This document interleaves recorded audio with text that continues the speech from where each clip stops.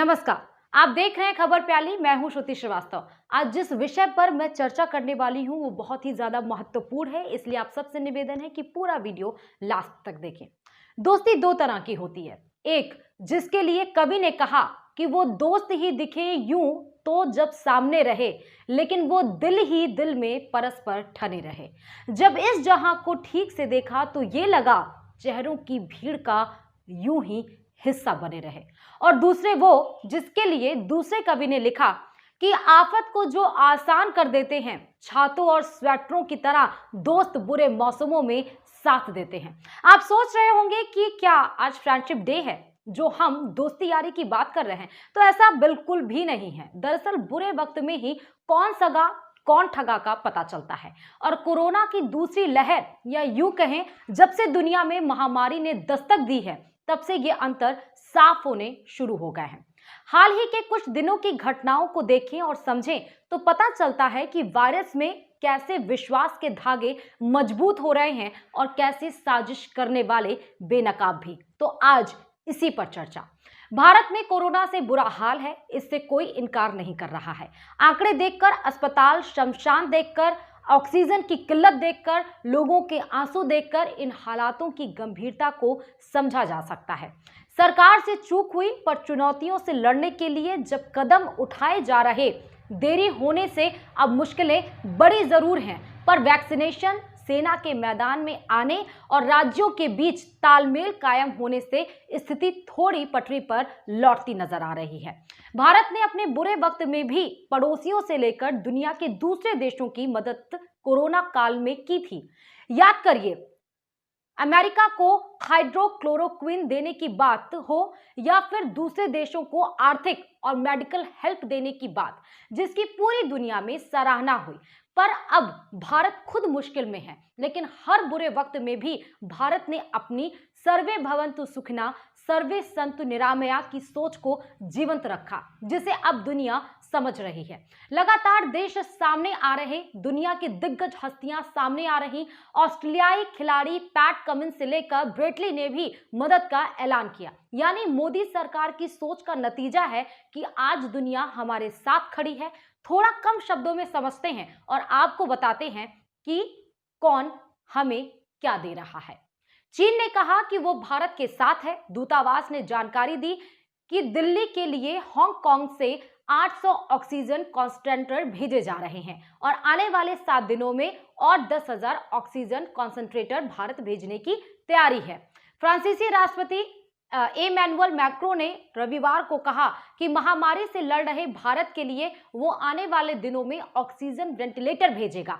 यूरोपीय कमीशन ने कहा था कि भारत की मदद की गुजारिश मिलने के बाद जल्द से जल्द जरूरी दवाएं और मेडिकल सप्लाई भारत भेजने की तैयारी कर रहा है।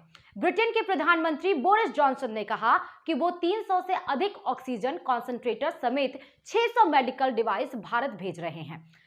जर्मनी भारत के लिए मोबाइल ऑक्सीजन जनरेटर और अन्य मेडिकल सप्लाई भेजने की तैयारी में है। सिंगापुर ने भारत के लिए 500 बाइपैप, 250 ऑक्सीजन कॉन्सेंट्रेटर और दूसरी मेडिकल सप्लाई भेजी है। संयुक्त अरब अमीरात ने भारत की मदद के लिए high capacity cryogenic oxygen tanker भेजे हैं। अमेरिका ने कहा कि वो कोविशील्ड वैक्सीन के उत्पादन के लिए भारत को जरूरी कच्चे माल की आपूर्ति करेगा, ताकि वैक्सीन के उत्पादन के काम में तेजी लाई जा सके, जिसकी खेप लगातार भारत आ रही है। साथ ही 318 ऑक्सीजन कॉन्सेंट्रेटर की पहली खेप भी आ चुकी है। यानी दुनिया का हर देश जो मदद कर सकता है वो भारत के साथ है। ये भारत की सबको साथ लेकर चलने वाली सोच और हमारे आदर्श ही हैं कि आज सब भारत की मदद कर रहे हैं, पर तमाम लोग इसमें साजिश भी कर रहे हैं। सवाल यह भी है कि जो लोग किसान आंदोलन पर कलेजा फाड़ रहे थे, तमाम मातम पीट रहे थे, जिन्हें भारत की चिंता सता रही थी, अब उनको क्या हुआ? किसान आंदोलन में ग्रेटा थनबर्ग से लेकर मियां खलीफा और रेहाना लगातार ट्वीट कर रहे थे। अब उनके गले से एक शब्द सहानुभूति के नहीं निकल रहे हैं, जबकि उनके देश लगातार भारत की मदद को हाथ बढ़ा रहे हैं। ये लोग केवल भारत की इमेज खराब करने की साजिश का हिस्सा होते हैं। हकीकत यही है कि इनका हमारे हालातों और परेशानियों से कोई लेना देना नहीं। कुछ ऐसी ही सोच है पश्चिमी मीडिया की, जिसके निशाने पर पीएम मोदी हैं। ये बात सही है कि सरकार का बेपरवाह होना इस बार वायरस को बढ़ावा दे गया, पर देश के हालात की नेगेटिव रिपोर्टिंग भी कुछ ज्यादा कर रही है। जरा नजर डालिए तो खुद पता चलेगा। 25 अप्रैल को द न्यूज यॉर्क टाइम्स ने पहले पन्ने पर दिल्ली की तस्वीर लगाई।